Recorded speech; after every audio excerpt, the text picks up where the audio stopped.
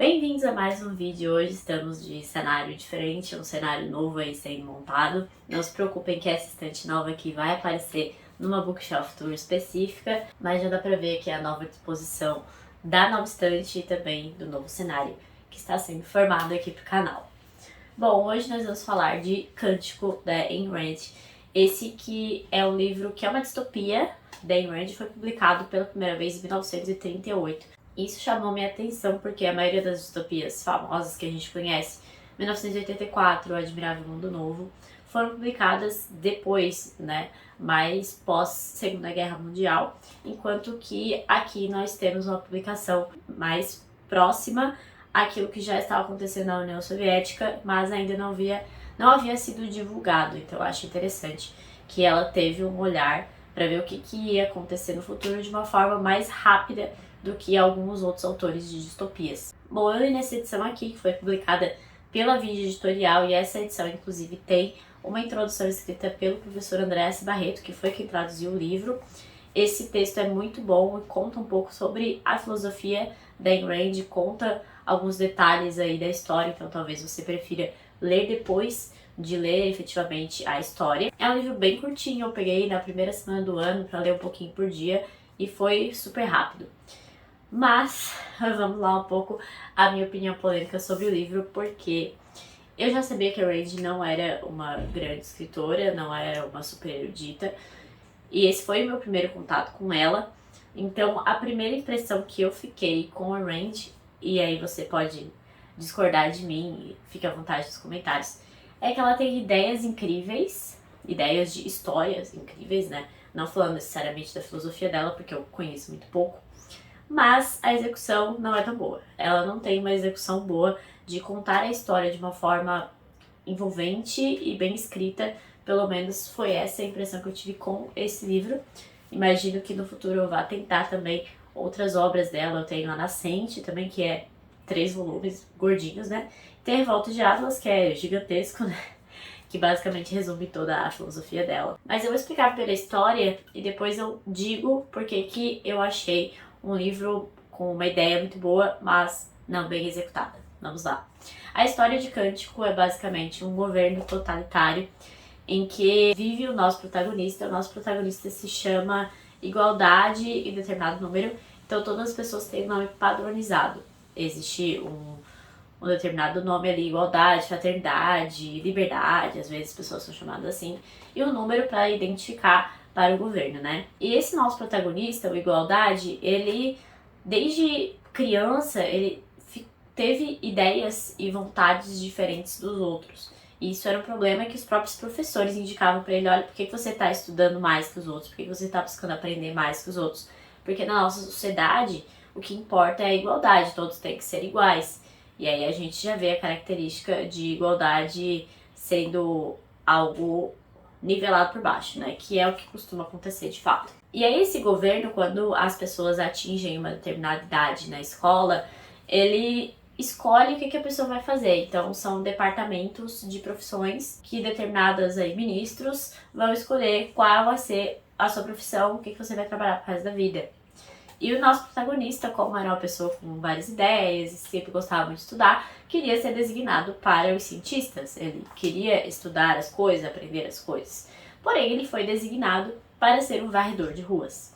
E aí ele vai passar a vida sendo varredor de ruas, ele tenta se conformar com essa situação, porque afinal, se ele aprendeu desde sempre que a escolha do governo é a escolha correta, ele não tem por que ir contra essa ideia do governo. Ele precisa solapar essas ideias individuais dele e aceitar a vontade coletiva, porque afinal tudo converge para a vontade coletiva. Também é interessante notar que nesse mundo distópico da Rand, ao invés de ela colocar uma situação meio futurística, por exemplo, em Admirável Mundo Novo, a ciência evoluiu a tal ponto que as crianças são feitas em tubos.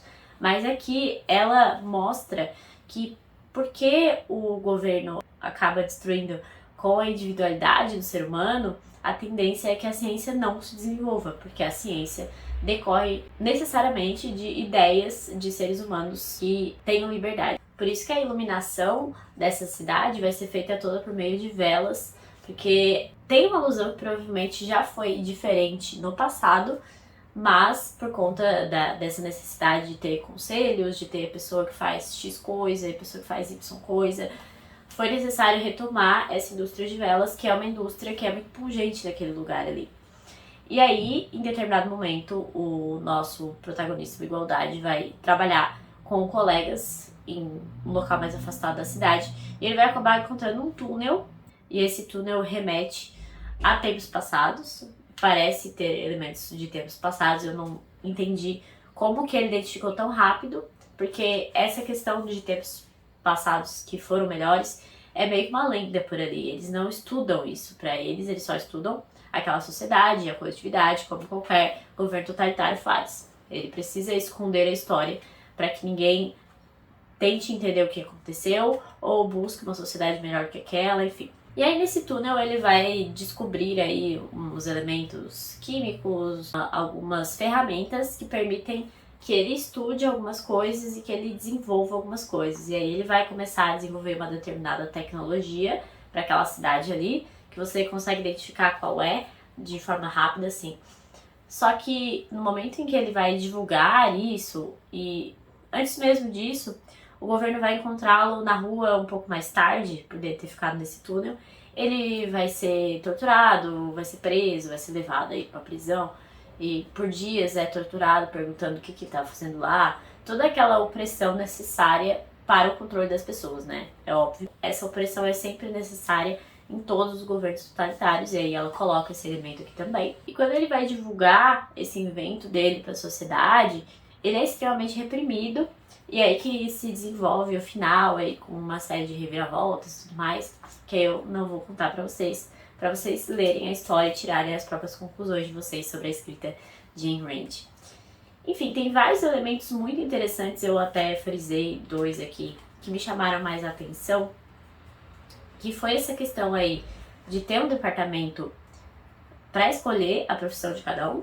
E é engraçado porque eu estou lendo Sussurros no clube da Isa, e em alguns momentos eu me peguei relacionando o que acontece em Cântico ao que acontecia na União Soviética lá em 1920, por conta do regime de Lenin, né? Então a gente ainda estava em Lenin lá atrás, e Lenin já tinha essas ideias de criar departamentos, de ter o governo controlando tudo e escolhendo tudo.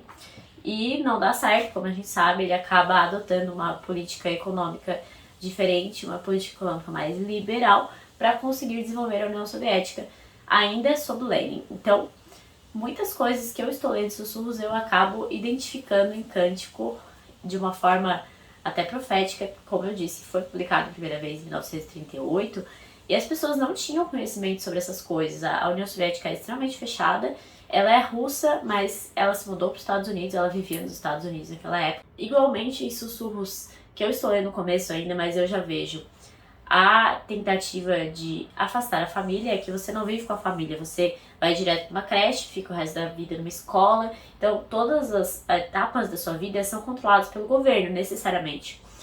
Outra coisa que eu também verifiquei lá é essa questão de sempre viver em prol da vontade geral. Você coloca na cabeça das pessoas que você só pode viver pela vontade geral e esqueça a sua individualidade, esqueça a sua vontade individual, porque ela provavelmente vai conflitar com o que a vontade geral pretende. Isso é muito Rousseau, né? E por fim, a última coisa que eu já identifiquei em Sussurros, que acontece aqui muito notadamente, é a tentativa de abolir o eu, inclusive do próprio dicionário.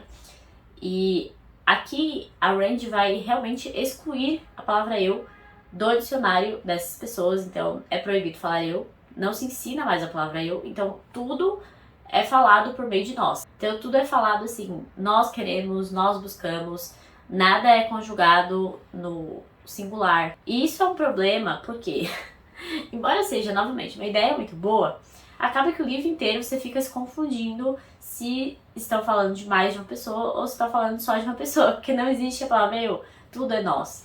Então, sei lá, talvez seja mais interessante escolher uma outra palavra ou juntar outras palavras, igual a novilíngua lá de 1984, alguma coisa nesse sentido. Me confundiu um pouco a leitura ficou pior por conta dessa escolha da autora, embora eu reconheça que seja uma questão interessante, especialmente porque realmente acontecia essa tentativa de acabar com a individualidade a tal ponto que a linguagem é modificada. Isso é realmente real e a gente vê a realidade hoje de linguagem ser modificada em prol aí de uma vontade superior, de uma vontade geral. E aí, embora seja uma novelinha muito curta, muitas coisas não ficam bem explicadas do porquê que elas aconteceram, entende? Então, por que que só esse personagem aqui é que se sente especial? Por que que só esse personagem é um pouco mais alto que o resto da sociedade?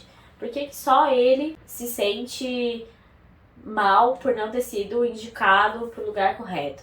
Então, todas essas coisas eu acho que não ficaram bem fechadas. A ideia é muito interessante. Eu acho completamente possível que numa sociedade totalitária exista uma pessoa que tenha desígnios diferentes e acabe tentando acabar com essa ditadura instaurada, mas nada é explicado de forma muito explícita. Eu entendo que é uma novela, obviamente não cabe tudo isso, mas mesmo assim eu senti falta de muitos elementos para ter mais verossimilhança na história. Eu acho que esse é o grande ponto. Essa ausência de identificação com esse personagem, ainda que, claro, é uma sociedade completamente diferente, mas mesmo assim acho que falta elemento que identifique a gente com ele e que deixe a gente com mais vontade de perseguir a história, porque fica tudo muito caricato. Isso é uma crítica que eu vi muitas pessoas fazendo a Ayn Rand já. Essa caricatura exacerbada que ela faz desses personagens, seja para o bem, seja para o mal, que eu acho que dificulta aí essa identificação. Então, eu achei a história muito boa, já falei aí sobre esses elementos que eu vislumbrei na própria União Soviética, eu achei isso muito interessante, achei ela muito visionária nesse sentido. Mas a escrita poderia ter sido muito melhor. Ela poderia ter escolhido elementos que facilitam a leitura da pessoa. Não considerei uma leitura tranquila. Ela é fluida porque é um livro curto, é uma novelinha e ela é simples, ela é caricata, mas ela não é fluida porque ela é gostosa de ler. Esse é acho que o ponto principal aí da minha crítica a esse livro da Ayn Rand. Mas como sempre, eu reitero que vocês leiam, tirem as suas próprias conclusões, porque eu vejo muita gente que adora a escrita da Ayn Rand, então acho que é uma coisa muito pessoal, eu não gostei tanto assim. Mas, como eu disse, história muito boa, ideias muito boas. A filosofia da Ayn Rand também é uma coisa que eu pretendo entender um pouco melhor, porque eu peguei muito por cima aí só por conta do livro mesmo. As ideias que ela mostra são bem individualistas, ela foca muito no eu, e até grifei aqui uma parte que ela fala que a minha felicidade não é um meio para nenhum fim, ela é o fim, é o seu próprio objetivo, é o seu próprio propósito. Então, esse é o ponto que eu peguei mais da filosofia dela aqui nesse livro, essa questão de a felicidade individual do homem estar acima de qualquer outra coisa. Eu até comentei aí com o Eduardo, que gosta muito de A Revolta de Atlas. Parece que falta um pouquinho de cristianismo para Ayn Rand, para eu entender um pouco melhor toda a filosofia dela. Porque essa questão aí do egoísmo, a virtude do egoísmo, né, que tem muito dela, eu acho que incomoda um pouco, ainda que naturalmente incomode, por conta também dessa conotação negativa que a palavra egoísmo tem, mas pela própria necessidade de, em algum ponto, estarmos vivendo em comunidade e buscarmos o melhor para essa comunidade. Então, talvez isso que me rechace um pouco aí como uma pessoa mais conservadora. Mas, de qualquer forma, aí fica aí a recomendação desse livro aqui, que é publicado pela Vídeo Editorial, é um livro bem baratinho. Essa introdução do Andrés Barreto é muito, muito boa mesmo. Ele já citou aqui Theodore Demple, já fiquei com vontade de ler A Faca Entrou, que é um livro dele que não tem aquele estante, inclusive. Então, vale bastante a pena para que você entenda um pouco mais sobre a filosofia política da Ayn Rand, o objetivismo, sem precisar ler os calhamaços dela, né? Então, acho muito válido.